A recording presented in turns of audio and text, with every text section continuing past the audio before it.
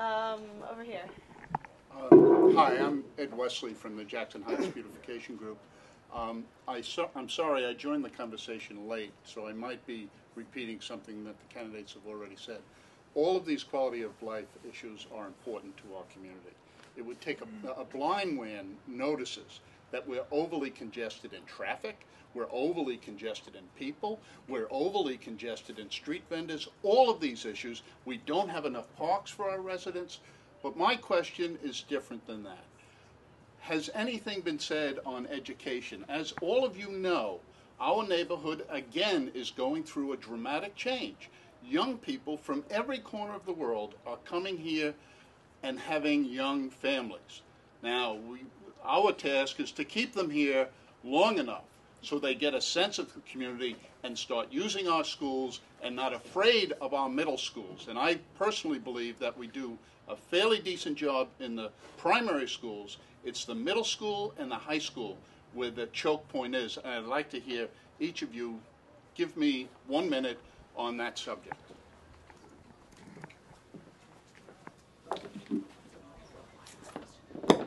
I know that you have heard that in the 8 years I have not delivered one seat in a school. That is simply not true. We have over 3,000 new seats in the district and about 2,000–3,000 more that are in the planning and will be in construction. We overlook the fact that we have schools throughout the 25th district. You're talking about Jackson Heights because we're sitting here. We've had additions at 230. We've had additions at 212. We've had additions at 148 and 149. We've had additions in 206, 152. We've had additions in 13, all throughout this district. When these other seats are started and completed, I will have added over 6,000 seats to this district. That is a fact. It's a fact with the School Construction Authority. And I see people shaking their heads. Believe me, I don't lie about things like that because the School Construction Authority points it out. And you're right. What else do we do with the schools that we have in the district? To reinforce them. To reinforce them with technology. To reinforce them with other things that we'll talk about. Thank you. As a school teacher. Overcrowding in our schools is the biggest obstacle that we face to giving our children a quality education. I've been a New York City public school teacher for 25 years. I know firsthand what it means. Some of the teachers have to teach in hallways. Some of them have to give guidance counselors in stairwells. I don't even have a desk. I have a windowsill. I put my stuff on there.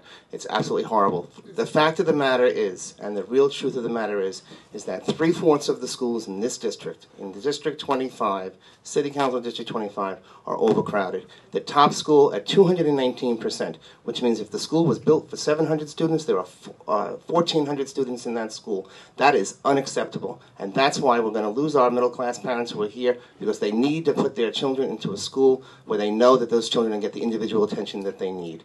I'm very hot on that issue, very emotional about that issue, but it's something that's very important to me. So during the 8 years, what she is saying, that Helen's years, say that she been able to do certain things.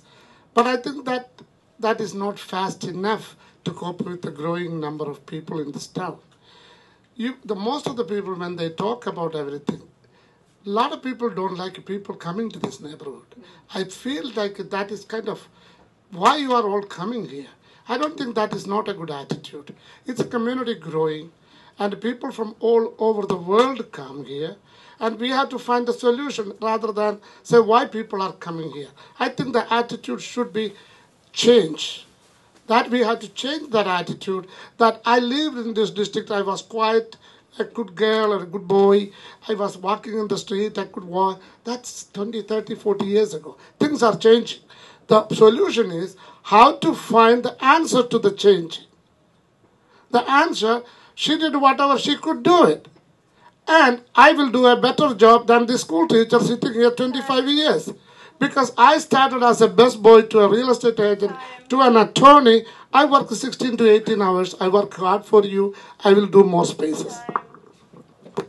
Okay, I think it's a wonderful thing that our transportation forum is also about our retail environment, our residential environment, and education. However, we have limited time, so we're going to take one more question, hopefully transportation related. You, sir, in the back. Hi, my name is Aaron Emerald. I'm from the International National Socialist Organization of Queens. I have a question about the MTA and the responsibility of city councilors to retake control of the MTA. Just two brief anecdotes. One, maybe 2 days ago, I saw rank and file members of the Transportation Workers Union out at the 74th Street subway station flyering about the closure of booths, and generally about what's happening internally. When I spoke to them about what's happening internally in the MTA. This past February, I had the unfortunate experience of going to the hearings in Flushing, where the MTA board showed up rather, this was immediately after the Obama inauguration, where they sort of showed up, and there were 500 very angry people and a board of 12-member plus MTA board who were bored and not wanting to be there and not wanting to listen. And there are major issues of accountability as far as I'm concerned. And Queens, when you looked at what the MTA was proposing, Queens was certainly the hardest hit in terms of bus routes, in terms of all types of things. And there are major issues with regards to how the funding is happening. So I have just a broad question about the responsibility of the City Council and City Council members to sort of change the governance of the MTA. The fact of the matter is that the MTA is one of those authorities. There were over 200 that were formed by the state. We have absolutely no control of an authority. But what we do in the City Council is that we have oversight. We have oversight hearings for the Department of Transportation. In fact, it was at one of those oversight hearings when the MTA wanted to raise their fare that we discovered they had 2 panels instead of 3. So there was a lot of information that was missing. The state controllers got on board. They took the MTA to court. We also have the ability to subpoena. And the fact is that we can do that with the authorities. It is the state that has the responsibility, and the state has fallen very short on meeting that responsibility of the authorities. But we do what legally we can do, and that is bring to the public's attention the things that are wrong. It's wrong to close booths, it's wrong to do fairs, and we do that, and we do the oversight very well. Thank you. Actually, that's something I do agree with the council member on. And, there's very little the city council can do directly, but we can use our office as a bully pulpit to advocate for transit issues. And I think that's something that's very important in terms of our role, be able to speak out about those issues of importance. But it is a state authority, so. I was watching all this development in the MTA. A lot of politicians, they are appointing the people in that MTA on the top because they get paid, or they were getting what to paid, or some kind of backroom dealings. And that is why they cannot stand up against MTA authorities in the state, because even politicians over there in Albany are corrupt. And all these political people are completely corrupt. I am the only one who is a clean candidate running for city council. At least you put me there. I have no ties with no unions. I have no ties with no political affiliation. I will fight for your right, whatever it is. I've stood up against Helen Sears when she did a term limit.